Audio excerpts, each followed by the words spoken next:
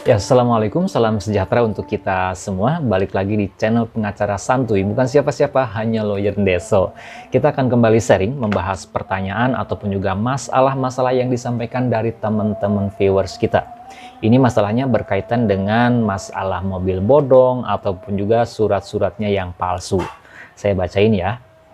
Bang minta tolong, saya kemarin minjem mobil teman untuk mengantar pernikahan. Jadi minjem mobil punya temennya nih ya berarti ya. Terus di tengah jalan ada polisi minta identitas mobil. Sepertinya mungkin sedang ada pemeriksaan ya dari petugas, mungkin ada razia dan lain sebagainya. Ternyata mobil itu surat-suratnya palsu semua. Sedangkan saya cuma minjem nggak tahu apa-apa.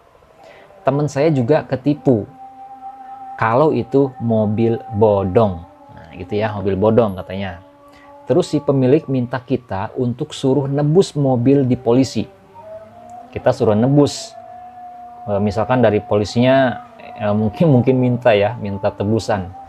Memang seperti itu ya. Ya mungkin fakta di lapangan mungkin seperti itu ya. Jadi kalau ada kendaraan yang disita, ya mungkin dijadikan lahan juga mungkin ya. Tapi kita nggak menuduh ya. Kita hanya ya bertanya-tanya aja. Kita lanjutkan. Kita lanjut. Terus si pemilik minta kita untuk suruh nebus mobil di polisi. Tapi kalau nebus mahal. Jadi apa yang harus kita lakukan? Apakah kami termasuk orang yang salah? Mohon bantuan jawab Bang. Nanti teman-teman yang punya pendapat, yang punya wawasan, pengalaman, dan kompetensi, saya mohon untuk bisa sharing di kolom komentar di bawah video ini agar teman-teman kita yang punya masalah serupa mendapatkan banyak jawaban, banyak solusi dari teman-teman viewers semua ya. Karena tidak semua permasalahan saya tahu jawabannya, tidak semua permasalahan saya tahu istilahnya solusinya ya. Jadi di sini saya bukan untuk mengajari, bukan untuk menggurui, bukan untuk sok tahu, tapi hanya membuka ruang, hanya membuka forum untuk sharing, bertukar pengalaman, wawasan, pengetahuan, dan juga kompetensi untuk membahas ataupun juga memecahkan suatu masalah-masalah yang ditanyakan ya, yang sering terjadi dalam kehidupan kita sehari-hari. Balik lagi ke masalah sahabat kita ini ya, yang katanya minjem mobil temen, kemudian di tengah jalan ada pemeriksaan dari pihak kepolisian dan mungkin mobilnya disita kali ya. Disita karena diduga misalkan mobilnya bodong, atau mungkin bisa jadi mobil itu sedang memang menjadi target pencarian petugas kepolisian karena misalkan mobil itu sudah menjadi bukti, alat bukti ya, bukti tindak kejahatan, atau misalkan mobil itu dipakai oleh si tersangka dalam melakukan suatu perbuatan pidana atau hasil perbuatan pidana, sehingga dicari oleh pihak kepolisian untuk dijadikan barang bukti di dalam persidangan. Sebetulnya kalau pihak kepolisian itu menyita mobil tersebut tentu akan dilakukan ya mungkin pemeriksaan, kemudian akan memintakan keterangan. Ya nanti sampaikan saja kalau misalkan polisi meminta keterangan ini, mobil ini kamu dapat dari mana? Ya, kemudian kenapa bisa ada di kamu dan lain sebagainya. Pasti polisi akan meminta keterangan seperti itu.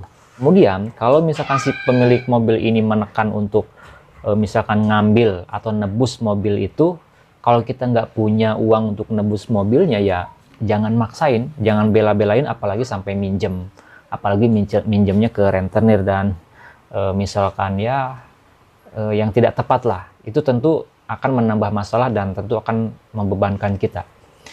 Intinya ya buka ruang dialog, ruang musyawarah untuk menentukan langkah mau seperti apa, karena sebetulnya si pemilik mobil ini juga bisa saja dia terkena sanksi hukum, bisa ke bawah-bawah karena kita kan hanya meminjam.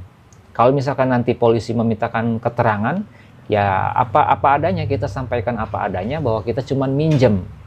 Nanti polisi akan nanya, ini kalau saudara minjem dari siapa minjemnya, nanti akan ditelusuri sampai ke sana dan si pemilik mobil biasanya akan diminta kehadirannya oleh pihak kepolisian untuk memberikan keterangan supaya digali sama kepolisian ini apakah ada unsur-unsur pidana yang dilakukan oleh si orang yang mengaku memiliki mobil gitu kan.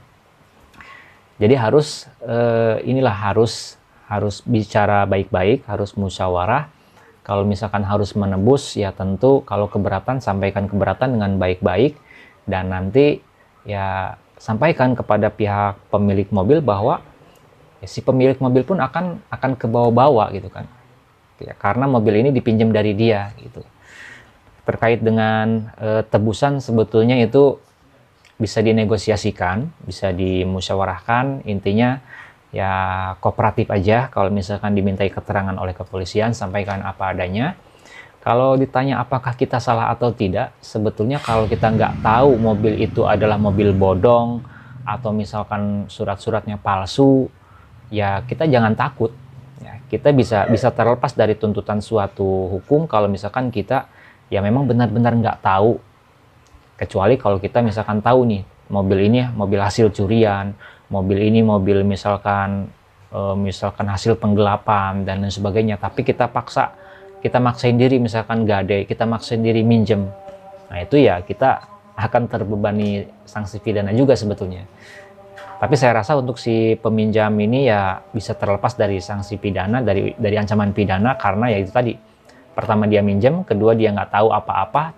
Kalau mobil itu ternyata bodong, surat-suratnya palsu ya. Diketahui palsu itu ketika diperiksa oleh polisi misalkan. Ya, saya rasa bisa terlepas.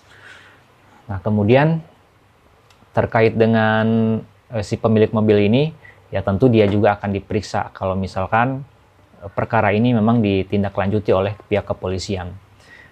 Jadi kalau misalkan nggak sanggup, ya sampaikan nggak sanggup aja. Sebetulnya tidak ada celah yang bisa dijerat kepada si peminjam mobil untuk misalkan membebankan penebusan kepada si peminjam ini. Gitu ya. Jadi intinya kalau keberatan ya sampaikan keberatan, dan sebetulnya ya jangan langsung mau kalau misalkan suruh nebus, apalagi kita nggak punya uang. Kalau ada pun ya jangan mau sebesar nilai yang memang diminta. Gitu ya. Jadi kalau menurut saya hadapi saja, kooperatif. Kemudian kalau misalkan keberatan untuk menebus mobil ya sampaikan keberatan. Supaya nanti polisi juga menindaklanjuti dengan pemanggilan pemilik mobil untuk dimintai keterangan. Ya, itu saja yang dapat saya bahas. Silakan teman-teman yang punya pendapat ya, yang punya pengalaman, apalagi bantu teman kita. Mudah-mudahan dengan adanya komentar teman-teman yang sudah punya pengalaman, pendapat yang jawabannya lebih tepat, mudah-mudahan menjadi amal jariah buat teman-teman, sehingga banyak yang terbantu yang mengalami permasalahan serupa seperti apa yang ditanyakan oleh teman kita tadi. Itu aja ya. Kalau misalkan video ini ada gunanya, channel ini ada manfaatnya, saya mohon keikhlasan dari teman-teman semuanya untuk subscribe ke channel Pengacara Santuy Official. Bukan siapa-siapa, hanya Lawyer Deso. Sampai jumpa di video-video selanjutnya. Assalamualaikum warahmatullahi wabarakatuh.